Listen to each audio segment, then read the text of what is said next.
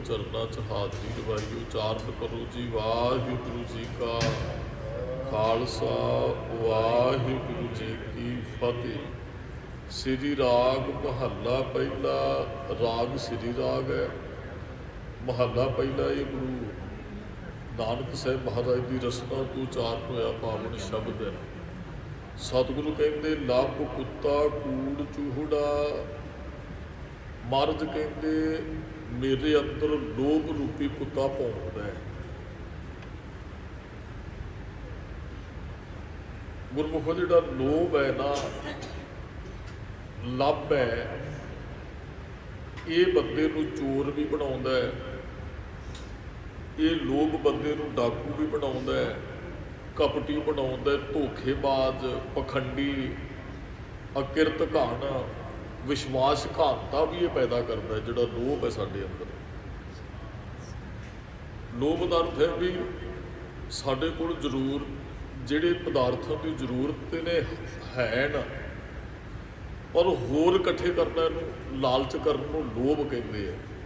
ਵੀ ਮੇਰੇ ਕੋਲ ਆਹ ਵੀ ਚੀਜ਼ ਆ ਜਾਏ, ਆਹ ਵੀ ਚੀਜ਼ ਆ ਜਾਏ, ਅਤੇ ਫਿਰ ਉਹ ਪ੍ਰਾਪਤ ਕਰਨ ਵਾਸਤੇ ਮਨੁੱਖ ਚੋਰੀ ਵੀ ਕਰਦਾ ਹੈ, ਉਹ ਡਾਕੇ ਵੀ ਮਾਰਦਾ ਹੈ, ਉਹ ਫਿਰ ਵਿਸ਼ਵਾਸਘਾਤ ਵੀ ਕਰਦਾ ਹੈ, ਕਿਸੇ ਨਾਲ ਠੱਗੀ ਵੀ ਮਾਰਦਾ ਹੈ, ਕੋਈ ਯਾਰ ਮਾਰ ਵੀ ਕਰ ਜਾਂਦਾ ਹੈ।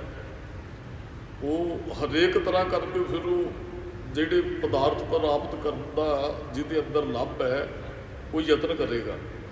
ਬਾਬਾ ਫਰੀਦ ਜੀ ਨੇ ਇੱਕ ਗੱਲ ਕਹੀ ਹੈ ਵੀ ਜੇ ਗੁਰੂ ਸਾਹਿਬ ਨਾਲ ਵੀ, ਰੱਬ ਨਾਲ ਵੀ ਅਸੀਂ ਲੋਭ ਕਰਕੇ ਜੁੜੇ ਹਾਂ, ਅਤੇ ਫਿਰ ਇਹ ਧੁਰ ਤੱਕ ਸਾਡੀ ਨਿਭਣ ਵਾਲੀ ਨਹੀਂ ਹੈ। ਬਾਬਾ ਫਰੀਦ ਜੀ ਕਹਿੰਦੇ ਫਰੀਦਾ ਲੱਭ ਤਾਂ ਨੇਹੋ ਕਿਆ। ਕਹਿੰਦੇ ਜੇ ਗੁਰੂ ਕੋਲ ਵੀ ਅਸੀਂ ਲੋਭ ਵਾਸਤੇ ਆਉਣੇ ਆ ਵੀ ਮਹਾਰਾਜ ਆਹ ਦੇ ਦਿਓ ਜੀ, ਆਹ ਦੇ ਦਿਓ ਜੀ, ਆਹ ਦੇ ਦਿਓ, ਫਿਰ ਕਹਿੰਦੇ ਨੇਹੋ ਕਿਆ, ਪਿਆਰ ਕਿੱਥੇ ਹੈ? ਜਾਂ ਲੱਭ ਤਾਂ ਨੇਹੋ ਕਿਆ, ਲੱਭ ਤਾਂ ਕੂੜਾ ਨੇਹੋ। ਕਹਿੰਦੇ ਜੇ ਅੰਦਰ ਲੋਭ ਹੈ ਤੇ ਕਹਿੰਦੇ ਵੀ ਮੈਂ ਪਿਆਰ ਵੀ ਗੁਰੂ ਸਾਹਿਬ ਨੂੰ ਬੜਾ ਕਰਦਾ। ਮਹਾਰਾਜ ਕਹਿੰਦੇ ਕੂੜ ਝੂਠ ਦੋ। ਕਹਿੰਦੇ ਪਿਆਰ ਫਿਰ ਝੂਠਾ ਹੈ, ਕਿਉਂਕਿ ਤੂੰ ਤੇ ਕੁਝ ਮੰਗਣ ਹੀ ਆਉਣਾ, ਵੈਸੇ ਤੇ ਤੂੰ ਕਦੇ ਆਇਆ ਹੀ ਨਹੀਂ ਹੈ। ਆਪਾਂ ਬਾਪੂ ਨੂੰ ਬੁਲਾਈਏ ਹੀ ਉਸ ਦਿਨ ਜਿੱਦਣ ਕੁਛ ਨਾ ਕੁਛ ਲੈਣਾ ਹੈ, ਅਤੇ ਫਿਰ ਉਹ ਤਾਂ ਝੂਠਾ ਜਿਹਾ ਪਿਆਰ ਹੋ ਗਿਆ ਨਾ। ਜਾਂ ਤਾਂ ਚਾਹੀਦਾ ਰੋਜ਼ ਹੀ ਅਸੀਂ ਜਾ ਕੇ ਕੋਲ ਬੈਠਦੇ, ਸੇਵਾ ਵੀ ਕਰਦੇ, ਅਤੇ ਲੋੜ ਫਿਰ ਮੰਗਣਾ ਵੀ ਉੱਥੇ ਬਾਪੂ ਅੱਜ ਆਹ ਚੀਜ਼ ਚਾਹੀਦੀ ਹੈ, ਪਰ ਅਸੀਂ ਗਏ ਹੀ ਉਸ ਦਿਨ ਜਿੱਦਣ ਸਾਨੂੰ ਕਿਸੇ ਚੀਜ਼ ਦੀ ਲੋੜ ਸੀ। ਫਿਰ ਉਹ ਤਾਂ ਲੋਭ ਹੀ ਹੈ। ਲੱਭ ਤਾਂ ਕੂੜਾ ਨੇਹੋ, ਜੇ ਲੋਭ ਹੈ ਫਿਰ ਝੂਠਾ ਪਿਆਰ ਹੈ।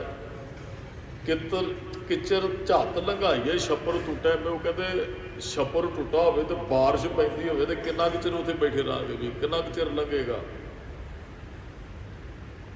ਮਹਾਰਾਜ ਕਹਿੰਦੇ ਲੱਭ ਕੁੱਤਾ, ਲੋਭ ਰੂਪੀ ਕੁੱਤਾ ਸਾਡੇ ਅੰਦਰ ਭੌਂਕਦਾ ਰਹਿੰਦਾ ਹੈ। ਮਹਾਰਾਜ ਨੇ ਕਿਹਾ ਚਲੋ ਪੰਜ ਵਿਕਾਰਾਂ ਦੀ ਗੱਲ ਬਹੁਤ ਮੇਰੀ ਸਤਿਗੁਰਾਂ ਨੇ ਕੀਤੀ। ਕਾਮ, ਕ੍ਰੋਧ ਤੇ ਲੋਭ। ਲੋਭ ਜਿਹੜਾ ਤੀਜੇ ਨੰਬਰ ਤੇ ਆਉਂਦਾ ਹੈ। ਪਹਿਲੇ ਨੰਬਰ ਤੇ ਕਾਮ ਹੈ, ਫਿਰ ਕ੍ਰੋਧ ਹੈ, ਫਿਰ ਲੋਭ ਹੈ, ਫਿਰ ਮੋਹ ਹੈ, ਫਿਰ ਹੰਕਾਰ ਹੈ। ਤੇ ਮਹਾਰਾਜ ਕਹਿੰਦੇ ਹੈ ਲੋਭ ਹੰਸ ਹੇਤ ਲੋਭ ਕੋਪ, ਚਾਰੇ ਨਦੀਆਂ ਅੱਗ, ਪਵੇ ਦਜੇ ਨਾਨਕਾ ਤਰੀਏ ਚਰਨੀ ਲੱਗ। ਲੋਭ ਚ ਪਿਆ ਮਨੁੱਖ ਬਹੁਤ ਕੁਝ ਆਪਣਾ ਤਬਾਹ ਵੀ ਕਰ ਜਾਂਦਾ ਹੈ। ਲਾਲਚੀ ਮਨੁੱਖ ਇਹ ਨਹੀਂ ਵੀ ਉਹ ਕੁਝ ਪ੍ਰਾਪਤ ਹੀ ਕਰੇਗਾ, ਜੇ ਲੋਭ ਕਰੇਗਾ ਤਾਂ ਉਹ ਬਹੁਤ ਕੁਝ ਨੁਕਸਾਨ ਵੀ ਉਹਨੂੰ ਲੋਭੀ ਬੰਦੇ ਨੂੰ ਝੱਲਣਾ ਪੈਂਦਾ ਹੈ। ਮਹਾਰਾਜ ਨੇ ਇਹਦੀ ਉਦਾਹਰਨ ਕੁੱਤੇ ਨਾਲ ਦਿੱਤੀ ਹੈ। ਕੁੱਤੇ ਦੇ ਅੰਦਰ ਲੋਭ ਹੁੰਦਾ ਹੈ, ਇੱਕ ਘਰੋਂ ਤ੍ਰਿਪਤ ਨਹੀਂ ਹੁੰਦਾ ਹੈ, ਉਹਨੇ ਸਾਰੇ ਘਰਾਂ 'ਚ ਜਾਣਾ। ਲੋਭ ਹੈ, ਢਿੱਡ ਰੱਜਿਆ ਹੋਇਆ ਉਹਦਾ। ਮਹਾਰਾਜ ਕਹਿੰਦੇ ਮਨੁੱਖ ਦੀ ਵੀ ਇਹੀ ਗੱਲ ਹੈ ਵੀ ਉਹਦੇ ਕੋਲ ਗੁਜ਼ਾਰੇ ਜੋਗਾ ਹੈ, ਸਭ ਕੁਝ ਹੈ, ਪਰ ਇਹਦੇ ਅੰਦਰ ਤ੍ਰਿਪਤੀ ਨਹੀਂ ਹੈ। ਮਹਾਰਾਜ ਨੇ ਤਾਂ ਹੀ ਤੇ ਕਿਹਾ ਲੋਭੀ ਕਾ ਵਿਸਾਹ ਨਾ ਕੀਜੈ। ਤੁਸੀਂ ਲੋਭੀ ਬੰਦੇ ਨਾਲ ਕਿਤੇ ਯਾਤਰਾ 'ਤੇ ਚਲੇ ਜਾਓ, ਉਹ ਵੀ ਤੁਹਾਡੇ ਨਾਲ ਉੱਥੇ ਵੀ ਧੋਖਾ ਕਰੇਗਾ, ਉਹਨੇ 4 ਰੁਪਈਏ ਬਚਾਉਣੇ ਹੀ ਹੈ। ਉਹਦੇ 'ਤੇ ਵਿਸ਼ਵਾਸ ਨਾ ਕਰੋ। ਲੋਭੀ ਕਾ ਵਿਸਾਹ ਨਾ ਕੀਜੈ, ਜੇ ਕਾ ਭਾਰ ਵਸਾਏ, ਅੰਤ ਕਾਲ ਤਿੱਥੇ ਧੂਏ, ਜਿੱਥੇ ਹੱਥ ਨਾ ਪਾਏ। ਕਹਿੰਦੇ ਮਨੁੱਖ ਨੂੰ ਉੱਥੇ ਲੋਭੀ ਬੰਦਾ ਸੁੱਟ ਦਿੰਦਾ ਹੈ ਜਿੱਥੇ ਫਿਰ ਹੱਥ ਵੀ ਨਹੀਂ ਜੇ ਪੈਂਦਾ। ਲੋਭੀ ਬੰਦੇ ਨੇ ਕੀ ਪਤਾ ਕਿੱਥੇ ਜਾ ਕੇ ਸਾਡੇ ਨਾਲ ਧੋਖਾ ਕਰਨਾ ਹੈ। ਤੇ ਮਹਾਰਾਜ ਮੇਰੇ ਅੰਦਰ ਤੇ ਲੱਭ ਰੂਪੀ ਕੁੱਤਾ ਭੌਂਕਦਾ ਰਹਿੰਦਾ ਹੈ। ਕੂੜ ਚੂਹੜਾ, ਆ ਜਿਹੜਾ ਝੂਠ ਬੋਲਣਾ ਹੈ, ਨੀਚ ਕਰਨਾ ਹੈ। ਯਾਦ ਕਰਕੇ ਕੋਈ ਉੱਚਾ ਵੱਡਾ ਨਹੀਂ ਹੈ ਗੁਰਮੁਖੋ। ਇਹਦੇ ਅਰਥ ਹੋਰ ਨਾ ਆਪਣੀ ਮਰਜ਼ੀ ਨਾਲ ਕੱਢ ਲੈਣਾ। ਮਹਾਰਾਜ ਨੇ ਇੱਥੇ ਨੀਚ ਕਿਹਾ, ਕੂੜ ਚੂਹੜਾ, ਭਾਵ ਕਿ ਨੀਚ, ਝੂਠ ਬੋਲਣ ਵਾਲਾ। ਇੱਥੇ ਮਹਾਰਾਜ ਨੇ ਕਿਹਾ ਜਾਤ ਕਾ ਗਰਭ ਨਾ ਕਰ ਮੂਰਖ ਗਵਾਰਾ। ਜਿਹੜੇ ਜਾਤ ਦਾ ਹੰਕਾਰ ਕਰਦੇ, ਮੈਂ ਤੇਰੇ ਤੋਂ ਜਾਤ ਕਰਕੇ ਵੱਡਾ, ਤੂੰ ਤੇ ਬਹੁਤ ਛੋਟਾ ਹੈ। ਮਹਾਰਾਜ ਕਹਿੰਦੇ ਉਹ ਮੂਰਖ ਨੇ। ਹੋ ਸਕਦਾ ਉਹ ਨੀਵੀਂ ਜਾਤ ਵਾਲਾ ਬਹੁਤ ਵੱਡਾ ਕਾਰਜ ਕਰ ਜੇ, ਉੱਚੀ ਜਾਤ ਦਾ ਤੇਰੇ ਅੰਦਰ ਹੰਕਾਰ ਹੀ ਰਹਿ ਜੇ। ਤੇ ਕਈ ਵਾਰੀ ਦਾਗ ਦੋਸ਼ ਮੋਹ ਚੱਲਿਆ ਲਾਏ, ਦਰਗਹਿ ਬੈਸਣ ਨਾਹੀ ਜਾਏ। ਮਹਾਰਾਜ ਕਹਿੰਦੇ ਝੂਠ ਬੋਲਣਾ ਨੀਚ ਕਰਮ ਕਰਨਾ ਹੈ। ਝੂਠ ਤੇ ਆਪਾਂ ਨੇ ਬਹੁਤ ਵਾਰੀ ਗੱਲ ਕੀਤੀ, ਇਹਦੀਆਂ ਬਹੁਤ ਕੁਆਲਿਟੀਆਂ ਹੈ ਝੂਠ ਦੀਆਂ। ਅਸੀਂ ਨਾ ਜਿੱਥੇ ਕਿਸੇ ਦਾ ਨੁਕਸਾਨ ਹੁੰਦਾ ਹੋਵੇ ਨਾ, ਉੱਥੇ ਕਹਿੰਦੇ ਮੈਂ ਤੇ ਸੱਚ ਹੀ ਬੋਲਦਾ ਹੈ। ਤੇ ਜਦੋਂ ਆਪਣੇ ਫਾਇਦੇ ਦੀ ਗੱਲ ਹੁੰਦੀ ਫਿਰ ਬੰਦਾ ਚੁੱਪ ਕਰ ਜਾਂਦਾ ਹੈ। ਐਸਾ ਕੁਝ ਤੁਹਾਨੂੰ ਇਹੋ ਜਿਹੇ ਬੰਦੇ ਮਿਲਣਗੇ, ਜਦੋਂ ਦੇ ਕਿਸੇ ਦਾ ਦੂਸਰਾ ਨੁਕਸਾਨ ਜੀ ਆਪਾਂ ਤੇ ਸੱਚ ਬੋਲਾਂਗੇ, ਜਿਸ ਦਿਨ ਆਪਣੇ ਤੇ ਗੱਲ ਆਉਂਦੀ ਫਿਰ ਸੱਚ ਕਿੱਧਰ ਚਲਾ ਜਾਂਦਾ ਹੈ ਵੀ, ਤਾਂ ਤੇ ਉਸ ਦਿਨ ਵੀ ਸੱਚ ਬੋਲ ਦੋ। ਮਹਾਰਾਜ ਕਹਿੰਦੇ ਹੈ ਵੀ ਕਿਸੇ ਦਾ ਨੁਕਸਾਨ ਕਰਦੇ ਨਾ ਝੂਠ ਬੋਲ ਕੇ, ਇਸ ਤੋਂ ਨੀਚ ਕਰਮ ਹੈ ਹੀ ਕੋਈ ਨਹੀਂ। ਵੈਸੇ ਤੇ ਬਾਬਾ ਫਰੀਦ ਜੀ ਕਹਿੰਦੇ ਬੋਲੀਏ ਸੱਚ ਧਰਮ ਝੂਠ ਨਾ ਬੋਲੀਏ। ਸੱਚ ਨਾਲ ਜੁੜਨਾ ਚਾਹੀਦਾ, ਧਰਮੀ ਬਣ ਕੇ ਜੀਵਨ ਜਿਉਣਾ ਚਾਹੀਦਾ, ਝੂਠ ਨਹੀਂ ਬੋਲਣਾ ਚਾਹੀਦਾ। ਜੋ ਗੁਰ ਦੱਸੇ ਵਾਟ, ਜੋ ਗੁਰੂ ਰਸਤਾ ਦੱਸਦਾ ਹੈ, ਵਾਟ ਦਾ ਅਰਥ ਰਸਤਾ ਹੈ। ਮਰੀਦਾ ਜੋਲੀਏ, ਮਹਾਰਾਜ ਕਹਿੰਦੇ ਉਸ ਰਸਤੇ ਤੇ ਤੁਰ ਜੋ ਗੁਰੂ ਰਸਤਾ ਤੈਨੂੰ ਦੱਸਦਾ ਹੈ। ਝੂਠ ਨਹੀਂ ਬੋਲਣਾ। ਗੁਰੂ ਅਰਜਨ ਸਾਹਿਬ ਜੀ ਦੇ ਕੋਲ 2 ਸਰੀਰ ਆਏ, ਪਿੰਡ ਦੇ ਚੌਧਰੀ ਸਨ, ਸਰਪੰਚ ਕਹਿ ਲਓ। ਕਹਿੰਦੇ ਮਹਾਰਾਜ ਸਾਨੂੰ ਵੀ ਉਪਦੇਸ਼ ਦਿਓ। ਮਹਾਰਾਜ ਕਹਿੰਦੇ ਝੂਠ ਨਹੀਂ ਬੋਲਣਾ। ਕਹਿੰਦੇ ਜੀ ਨਹੀਂ ਰਿਹਾ ਜਾ ਸਕਦਾ, ਸਰਕਾਰੀ ਦਰਬਾਰੇ ਬੋਲਣਾ ਪੈਂਦਾ। ਮਹਾਰਾਜ ਫਿਰ ਕਹਿੰਦੇ ਉਪਦੇਸ਼ ਕਾਹਦਾ, ਫਿਰ ਤੇ ਆਪਣੀ ਮਰਜ਼ੀ ਦਾ ਉਪਦੇਸ਼ ਚਾਹੁੰਦੇ ਹੋ।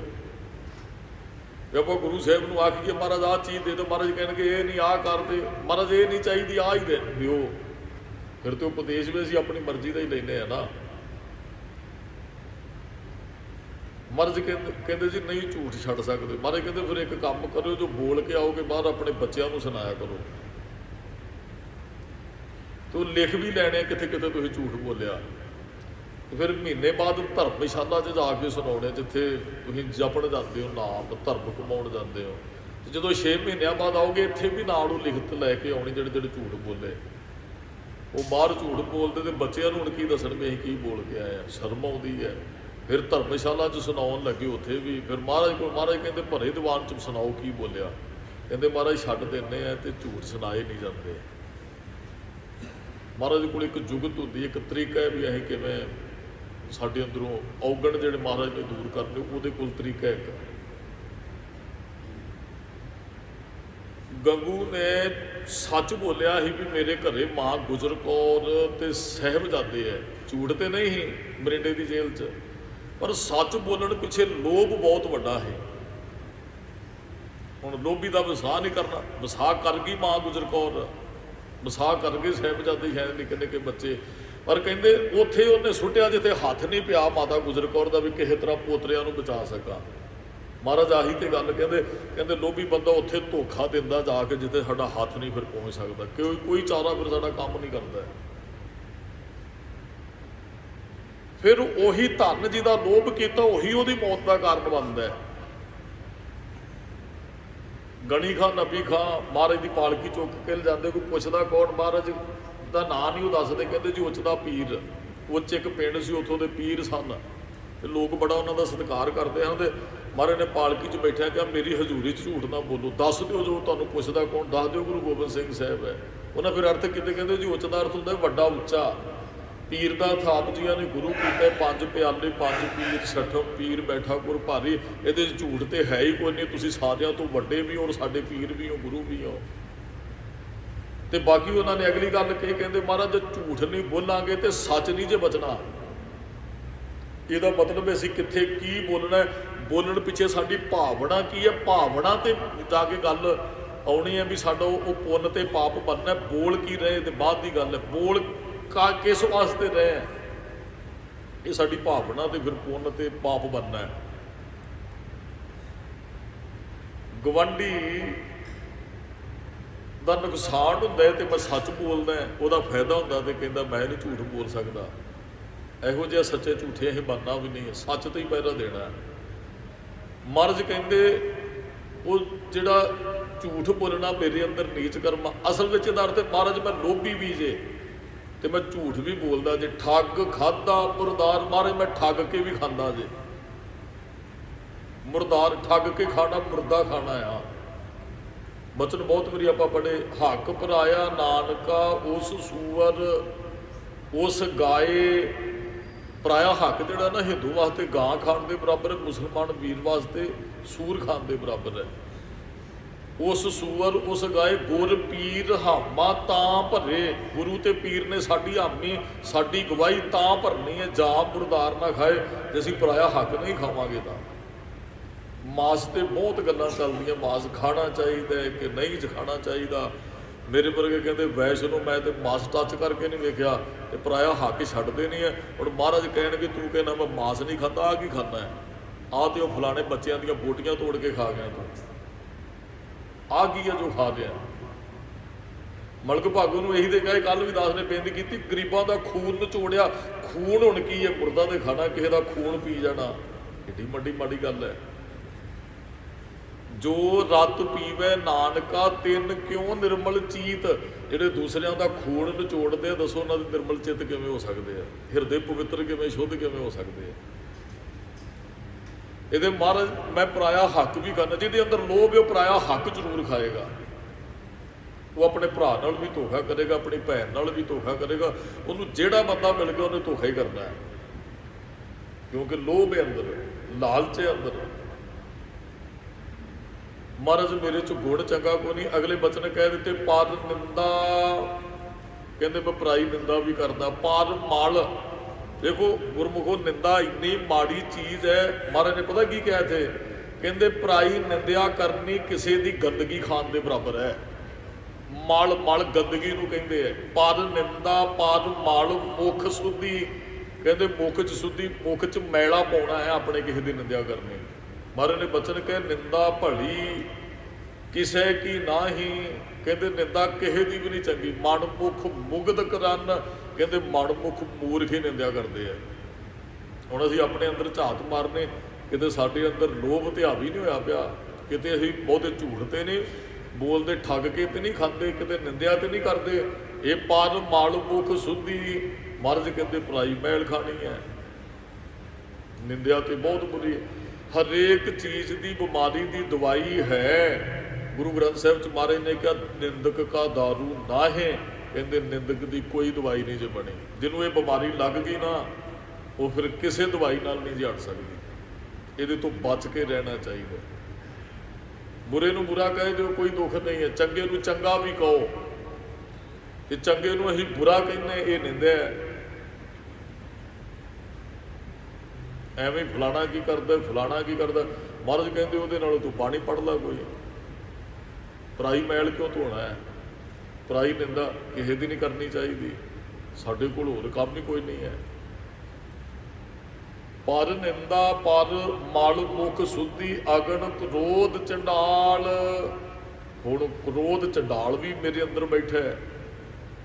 ਇਹਨੂੰ ਕ੍ਰੋਧ ਨੂੰ ਚੰਡਾਲ ਕਿਹਾ ਮਹਾਰਾਜ ਨੇ। ਕਰੇ ਨਾ, ਅੱਜ ਬੰਦਾ ਕ੍ਰੋਧ 'ਚ ਹੈ ਤੇ ਬੱਚਾ ਆਪਣੇ ਬਾਪ ਨੂੰ ਮਿਲਣ ਜਾਂਦਾ ਹੈ ਤੇ ਬੱਚੇ ਦੀ ਮਾਂ ਨੂੰ ਪਤਾ ਵੀ ਉਹ ਕ੍ਰੋਧ 'ਚ ਹੈ, ਬੜੇ ਗੁੱਸੇ 'ਚ ਹੈ, ਤੇ ਫਿਰ ਕੀ ਹੁੰਦਾ ਹੈ?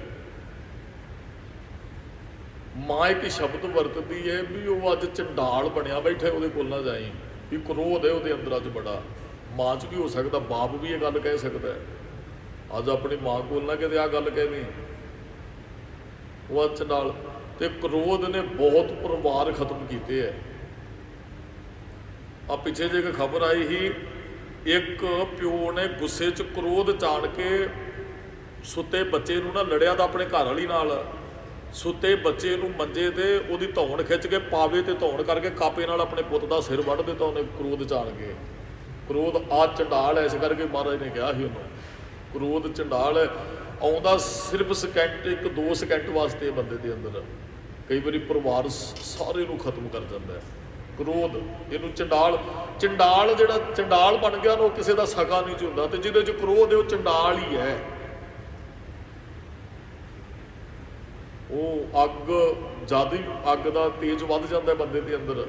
ਫਿਰ ਉਹ ਚੰਡਾਲ ਨੂੰ ਹੁਣ ਕੋਈ ਨਹੀਂ ਕਿ ਚੰਡਾਲ ਕਿਸੇ ਦੇ ਤਰਸ ਨਹੀਂ ਕਰਦਾ। ਫਿਰ ਉਹ ਇਹ ਨਹੀਂ ਵੇਖਦਾ ਮੇਰੇ ਬੱਚੇ ਆ ਜਾਂ ਫਲਾਣੇ ਦੇ ਬੱਚੇ ਆ, ਉਹ ਫਿਰ ਗਰਦਨ ਕੱਟਣ ਲੱਗਿਆ ਦੇਰ ਨਹੀਂ ਲਾਉਂਦਾ। ਅਗਲੇ ਬਚਨ ਨੇ ਰਸ ਕਸ ਆਪ ਸਲਾਹਣਾ ਜੀ, ਰਸਾ ਕਸਾਂ 'ਚ ਮੈਂ ਪਿਆ ਹੋਇਆ ਹੈ। ਆਪ ਸਲਾਹਣਾ ਦਾ ਅਰਥ ਹੈ ਵੀ ਮੈਂ ਆਪਣੇ ਆਪ ਨੂੰ ਚੰਗਾ ਕਹਿੰਦਾ ਹੈ। ਇਹ ਸਾਡੇ ਸਾਰਿਆਂ 'ਚ ਬਹੁਤ ਵੱਡਾ ਔਗਣ ਹੈ। ਮੈਂ ਕਹਾਂਗਾ ਜੀ ਮੇਰੇ ਵਰਗਾ ਹੋਰ ਇੱਥੇ ਕੋਈ ਨਹੀਂ ਹੈ। ਤੁਸੀਂ ਸ਼ਾਇਦ ਕਹਿੰਦੇ ਹੋ ਮੇਰੇ ਵਰਗਾ ਸੱਚਾ ਸੁੱਚਾ ਕੋਈ ਨਹੀਂ ਹੈ। ਇੱਥੇ ਮੈਂ ਵੇਖਿਆ ਝੂਠ ਬੋਲਣ ਵਾਲਿਆਂ ਨੇ ਕਿਹਾ ਵੀ ਇੱਥੇ ਸਾਰੇ ਹੀ ਇਹੋ ਜਿਹੇ ਨੇ। ਮੈਂ ਇਹ ਪ੍ਰੈਕਟੀਕਲ ਵੇਖਿਆ ਵੀ ਸ਼ਰੇਆਮ ਝੂਠ ਬੋਲਿਆ ਜਾ ਰਿਹਾ ਔਰ ਕਹਿ ਰਹੇ ਨੇ ਵੀ ਮੈਂ ਹੀ ਸੱਚਾ ਸੁੱਚਾ, ਦੂਸਰੇ ਦੇ ਸਾਰੇ ਇੱਥੇ ਹੀ ਐਵੇਂ ਹੀ ਹੈ। ਮਹਾਰਾਜ ਕਹਿੰਦੇ ਨਹੀਂ ਨਹੀਂ ਨਹੀਂ, ਰਸ ਕਸ ਆਪ ਸਲਾਹਣਾ, ਮੈਂ ਚੰਗਾ। ਮਹਾਰਾਜ ਤੇ ਕਹਿੰਦੇ ਹਮ ਨਹੀਂ ਚੰਗੇ, ਬੁਰਾ ਨਹੀਂ। ਉਹ ਇਹ ਭਾਵਨਾ ਤੇ ਸਾਡੇ ਅੰਦਰ ਇਹ ਹੋਣੀ ਚਾਹੀਦੀ ਵੀ ਭਾਈ ਆਹ ਸਾਰੇ ਹੀ ਚੰਗੇ, ਮੈਂ ਹੀ ਇਹਨਾਂ 'ਚ ਠੀਕ ਨਹੀਂ ਹੈ। ਅਸੀਂ ਕਹਿੰਦੇ ਸਾਰੇ ਹੀ ਮਾੜੇ, ਚੰਗਾ ਤੇ ਮੈਂ ਹੀ ਹੈ। ਮੇਰਾ ਹੀ ਪਿਆਰ ਹੈ ਗੁਰੂ ਸਾਹਿਬ ਦੇ ਨਾਲ, ਮੈਂ ਹੀ ਗੁਰਦੁਆਰੇ ਭਾਵਨਾ ਲੈ ਕੇ ਦਿੰਦਾ, ਦੂਸਰੇ ਦੇ ਸਾਰੇ ਐਵੇਂ ਹੀ ਆਉਂਦੇ ਆ। ਹਰੇਕ ਬੰਦੇ ਦੇ ਅੰਦਰ ਇਹ ਗੱਲ ਕਿਤੇ ਨਾ ਕਿਤੇ ਪਈ ਹੋਈ ਹੈ, ਮੈਂ ਸੱਚਾ ਸੁੱਚਾ। ਇੱਕ ਮੰਨ ਲਓ ਪਰਿਵਾਰ 'ਚ ਜੀ ਹੈ, ਸਾਰਿਆਂ ਨਾਲ ਲੜਿਆ, ਮੂੰਹ ਬਣਿਆ ਹੋਇਆ ਸਾਰਿਆਂ ਨਾਲ ਹੀ, ਤੇ ਉਹ ਆਪਣੇ ਆਪ ਨੂੰ ਇਹ ਗੱਲ ਕਹਿੰਦਾ ਮੈਂ ਚੰਗਾ, ਸਾਰੇ ਮਾੜੇ ਹੈ। ਆਪਾਂ ਕਿਤੇ ਚਲੋ ਇੱਥੇ ਵੀ ਰਹਿੰਦੇ ਆ ਤੇ ਕੋਈ ਬੰਦਾ ਨਾ ਇੱਥੇ ਨਾ ਤੇ ਉਹ ਕਿਸੇ ਨਾਲ ਬੋਲਦਾ, ਗ੍ਰੰਥੀਆਂ ਨਾਲ ਬਣਦੀ, ਨਾ ਰਾਗੀਆਂ ਨਾਲ ਬਣਦੀ ਹੈ, ਨਾ ਕਿਸੇ ਮੁਲਾਜ਼ਮ ਨੂੰ, ਤੇ ਫਿਰ ਵੀ ਉਹ ਆਪਣੇ ਆਪ ਨੂੰ ਕਹਿੰਦਾ ਵੀ ਮੈਂ ਚੰਗਾ ਹੈ। ਘਰ ਦੇ ਅੰਦਰ ਨਾ ਬਾਪ ਨੂੰ ਬੁਲਾਉਂਦਾ, ਨਾ ਮਾਂ ਨੂੰ ਬੁਲਾਉਂਦਾ, ਨਾ ਹੋਰ ਕਿਸੇ ਨੂੰ ਬੁਲਾਉਂਦਾ, ਕਹਿੰਦਾ ਮੈਂ ਚੰਗਾ ਆ। ਉਹ ਚੰਗਾ ਨਹੀਂ, ਦੂਸਰੇ ਚੰਗੇ ਸਨ। ਮਾੜਾ ਹੈ ਉਹ ਜਿਹੜਾ ਕਿਸੇ ਨਾਲ ਨਹੀਂ ਬੋਲਦਾ ਹੈ। ਸਾਰੇ ਦੇ ਮਾੜੇ ਨਹੀਂ ਹੋਣਗੇ। ਜੇ 10 ਘਰ ਦੇ ਮੈਂਬਰ 10 ਤੇ ਮਾੜੇ ਨਹੀਂ ਹੈ, ਤੂੰ ਚੰਗਾ ਹੈ। ਆਪ ਮਨੁੱਖ ਚੰਗਾ ਨਹੀਂ ਹੁੰਦਾ, ਉਹ ਫਿਰ ਦੂਸਰਿਆਂ ਨੂੰ ਕਹਿੰਦੇ 10 ਨਹੀਂ ਚੰਗੇ, ਮੈਂ ਚੰਗਾ ਹੈ। ਮਰਜ਼ ਕਹਿੰਦੇ ਹੈ ਆਪਣੇ ਤੋਂ ਸ਼ੁਰੂ ਕਰਨਾ ਪਏਗਾ, ਮੈਂ ਕਿੱਥੇ ਕੁ ਹੈ, ਫਿਰ ਦੂਸਰੇ ਵੱਲ ਵੀ ਵੇਖ ਲਈ ਉਹ ਕਿੱਥੇ ਖੜਾ ਹੈ। ਆਪਸ ਕੋ ਜੋ ਜਾੜੇ ਨੀਚਾ ਨੀਵਾ, ਨਿਮਰਤਾ ਮਾੜਾ ਸੋ ਗਣੀਏ ਸਭ ਤੋਂ ਉੱਚਾ। ਮਹਾਰਾਜ ਕਹਿੰਦੇ ਸਾਡੀ ਨਜ਼ਰ 'ਚ ਉਹ ਸਭ ਤੋਂ ਚੰਗਾ ਤੇ ਉੱਚਾ ਹੈ। ਰਸ ਕਸ ਆਪ ਸਲਾਹਣਾ, ਰਸਾ ਕਸਾਂ 'ਚ ਮੈਂ ਪਿਆ ਹੋਇਆ ਹੈ। ਆਪ ਸਲਾਹਣਾ, ਆਪਣੇ ਆਪ ਦੀ ਸਲਾਹਤ ਆਪ ਹੀ ਕਰਦਾ ਹੈ। ਇਹ ਕਰਮ ਮੇਰੇ ਕਰਤਾਰ, ਮੇਰੇ ਕਰਤਾਰ ਮੇਰੇ ਆਹ ਕਰਮ ਹੈ। ਕਿਹੜੇ? ਲੋਭ ਰੂਪੀ ਕੁੱਤਾ ਬੈਠਾ, ਝੂਠ ਮੈਂ ਬੋਲਦਾ, ਠੱਗ ਕੇ ਮੈਂ ਖਾਨਾ, ਪਰਾਈ ਨਿੰਦਿਆ ਮੈਂ ਕਰਦਾ, ਕ੍ਰੋਧ ਮੇਰੇ ਅੰਦਰ ਹੈ, ਰਸਾ ਕਸਾ 'ਚ ਮੈਂ ਪਿਆ, ਆਪਣੀ ਸਿਫਤ ਮਾਪੇ ਕਰੀ ਜਾਂਦਾ।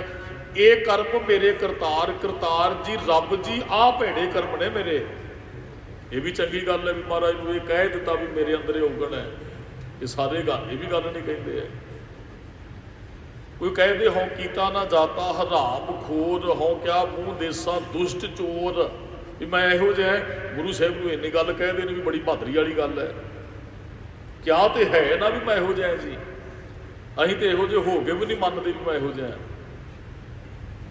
ਇਹ ਕਰਮ ਮੇਰੇ ਕਰਤਾਰ। ਅਗਲੀਆਂ ਰਾਉ ਵਾਲੀਆਂ ਪੰਕਤੀਆਂ, ਬਾਬਾ ਬੋਲੀਐ ਪਤ ਹੋਏ। ਮਹਾਰਾਜ ਕਹਿੰਦੇ ਬੰਦਿਆ ਬਾਬਾ ਉਹ ਬੋਲ ਬੋਲ ਜਿਹਦੇ ਕਰਕੇ ਰੱਬ ਦੇ ਘਰ ਤੇਰੀ ਇੱਜ਼ਤ ਹੋਏ। ਹੁਣ ਫਿਰ ਕੀ ਬੋਲੀਏ? ਫਿਰ ਤੇ ਗੁਰਬਾਣੀ ਨੂੰ ਬੋਲਣਾ ਚਾਹੀਦਾ ਹੈ। ਕੀਰਤਨ ਕਰੀਏ, ਕੀਰਤਨ ਸੁਣੀਏ, ਕਥਾ ਕਰੀਏ, ਕਥਾ ਸੁਣੀਏ, ਬਾਣੀ ਪੜ੍ਹੀਏ, ਸੁਣੀਏ, ਇਹਦੇ ਨਾਲ ਹੀ ਇੱਜ਼ਤ ਬਣਨੀ ਹੈ ਰੱਬ ਦੇ ਘਰ 'ਚ। ਬਹੁਤਾ ਬੋਲਣ ਝੱਖਣ ਹੋਏ ਹੈ, ਜਦ ਚੁੱਪ ਵੀ ਨਹੀਂ ਬੈਠਣਾ, ਚੁੱਪੇ ਚੁੱਪ ਨਾ ਹੋਵੇ। ਬਾਬਾ ਬੋਲੀਏ ਪਤ ਹੋਏ। ਹਾਂ, ਇੱਕ ਤੇ ਰੱਬ ਦੇ ਘਰ ਇੱਜ਼ਤ ਬਣੇ, ਇੱਕ ਕਿਸੇ ਨਾਲ ਵੀ ਬੋਲਦਾ ਨਾ ਇਹੋ ਜਿਹਾ ਬੋਲ ਬੋਲੇ ਵੀ ਅਗਲਾ ਤੇਰੀ ਇੱਜ਼ਤ ਕਰੇ। ਕਈ ਵਾਰੀ ਨਾ ਇਹੋ ਜਿਹਾ ਜ਼ੁਬਾਨ ਤੋਂ ਕੁਝ ਬੰਦਾ ਬੋਲਦਾ, ਸਾਰੇ ਉਹਦੇ ਨਾਲ ਨਫ਼ਰਤ ਕਰਦੇ ਆ, ਕਹਿੰਦੇ ਇਹਦੇ ਬੋਲ ਠੀਕ ਨਹੀਂ ਹੈ। ਬੋਲਾਂ ਤੋਂ ਵੈਸੇ ਬੰਦੇ ਦੇ ਅੰਦਰ ਦੀ ਹਾਲਤ ਦਾ ਪਤਾ ਲੱਗਦਾ ਹੈ। ਇਹ ਸਾਡੀ ਜ਼ੁਬਾਨ ਇੱਕ ਟੂਟੀ ਹੈ, ਅੰਦਰ ਕੀ ਭਰੇ ਉਹ ਜ਼ੁਬਾਨ ਰਾਹੀਂ ਨਿਕਲਦਾ ਹੈ ਬਾਹਰ। ਅੰਦਰ ਕੀ ਹੈ ਉਹ ਜ਼ੁਬਾਨ ਰਾਹੀਂ ਪਤਾ ਲੱਗ ਜਾਂਦਾ ਹੈ। ਸੱਚ ਹੈ, ਬਾਣੀ ਹੈ, ਨਾਮ ਹੈ, ਸਹਿਜ ਹੈ, ਸ਼ਾਂਤੀ ਹੈ, ਆਨੰਦ ਹੈ, ਉਹ ਜ਼ੁਬਾਨ ਰਾਹੀਂ ਪਤਾ ਲੱਗੇਗਾ। ਨਹੀਂ ਤੇ ਬਹੁਤ ਉਖੜੇ ਬੋਲਨੇ ਅੱਜ ਸੰਸਾਰ ਦੇ, ਚੰਗਾ ਨਹੀਂ ਬੋਲਦੇ ਲੋਕ। ਮਹਾਰਾਜ ਕਹਿੰਦੇ ਉਹ ਬੋਲ ਬੋਲ ਜਿਹਦੇ ਨਾਲ ਤੈਨੂੰ ਇੱਜ਼ਤ ਮਿਲੇ, ਸਾਰੇ ਤੈਨੂੰ ਚੰਗਾ ਕਹਿਣ। ਆਪਾਂ ਕਿਤੇ ਵੀ ਵਿਚਰਦੇ ਆ ਘੱਟ ਤੋਂ ਘੱਟ ਨਿਮਰਤਾ ਵਾਲੇ ਬੋਲ ਬੋਲੀਏ, ਸਾਰਿਆਂ ਨੂੰ ਪਿਆਰ ਕਰੀਏ, ਇੱਕ ਦੂਸਰੇ ਨਾਲ ਕਹਿਣ ਵੀ ਠੀਕ ਹੈ, ਵੀ ਵਧੀਆ ਇਨਸਾਨ ਵਿਚਰਦਾ ਹੈ। ਊਤਮ ਸੇ ਦਾਰੂ ਊਤਮ ਕਹੀ ਹੈ, ਕਹਿੰਦੇ ਜਿਹੜੇ ਇੱਥੇ ਉੱਤਮ ਹੋ ਗਏ ਨਾ ਉਹਦੇ ਦਰ ਤੇ ਵੀ ਉੱਤਮ ਕਹੇ ਜਾਣਗੇ। ਜਿਹੜੇ ਇੱਥੇ ਚੰਗੇ ਬਣ ਗਏ ਰੱਬ ਦੇ ਦਰ ਤੇ ਉਹ ਮਾੜੇ ਕਿਵੇਂ ਹੋ ਸਕਦੇ ਆ। ਊਤਮ ਸੇ ਦਾਰੂ ਊਤਮ ਕਹੀ ਹੈ। ਜੇ ਇੱਥੇ ਆਪ ਜੀ ਉੱਤਮ ਹੋ, ਲੋਕ ਤੁਹਾਨੂੰ ਚੰਗਾ ਕਹਿੰਦੇ ਹੈ, ਚੰਗੇ ਗੁਣ ਨੇ ਤੁਹਾਡੇ ਅੰਦਰ, ਰੱਬ ਦੇ ਘਰ ਵੀ ਉੱਤਮ ਕੱਢੇ ਜਾਓਗੇ। ਜਗ ਮੈਂ ਉੱਤਮ ਕਾਢੀਏ ਵਿਰਲੇ ਕਈ, ਕੇ ਹੈ ਵਿਰਲੇ ਨੇ, ਉੱਤਮ ਵਿਰਲੇ ਨੇ। ਨੀਚ ਕਰਮ ਬਹਿ ਰੋਏ, ਮਹਾਰਾਜ ਕਹਿੰਦੇ ਨੀਚ ਕਰਮ ਕਰਨ ਵਾਲੇ ਇੱਕ ਦਿਨ ਬਹਿ ਕੇ ਰੋਂਦੇ ਪਛਤਾਉਂਦੇ ਆ, ਉਹਨਾਂ ਨੂੰ ਫਿਰ ਸਜ਼ਾ ਮਿਲਦੀ, ਕਰਮ ਠੀਕ ਨਹੀਂ। ਉੱਤਮ ਕਰਮ ਕਰਨ ਵਾਲੇ ਉਹ ਰੱਬ ਦੀ ਦਰਗਾਹ 'ਚ ਵੀ ਉੱਤਮ ਮੰਨੇ ਜਾਂਦੇ ਆ। ਨੀਚ ਕਰਮ ਵਾਲੇ, ਬੁਰਾ ਕਰਮ ਕਰਨ ਵਾਲਿਆਂ ਨੂੰ ਫਿਰ ਬੁਰਾ ਅੱਗੇ ਆਪਣੇ ਤੇ ਹੰਡਾਉਣਾ ਪੈਂਦਾ ਹੈ। ਮਹਾਰਾਜ ਨੇ ਇਹੀ ਤੇ ਕਿਹਾ ਵੀ ਬੀਜ ਬੀਜਣ ਲੱਗਿਆ ਤੂੰ ਵੇਖਣਾ ਹੈ ਕੀ ਬੀਜ ਰਿਹਾ, ਕਿਉਂਕਿ ਉਹੀ ਤੈਨੂੰ ਵੱਢਣਾ ਵੀ ਪੈਣਾ ਇੱਕ ਦਿਨ। ਜਿਹੜੇ ਬੀਜ ਚੰਗਾ ਬੀਜਦੇ ਉਹ ਫਿਰ ਫਲ ਵੀ ਚੰਗਾ ਪ੍ਰਾਪਤ ਕਰਦੇ ਆ। ਜਿਹੜੇ ਬੀਜ ਬੁਰਾ ਬੀਜ ਲੈਂਦੇ ਆ, ਫਲ ਚੰਗੇ ਦੀ ਫਿਰ ਇੱਛਾ ਬਣਾ ਰੱਖਣਾ।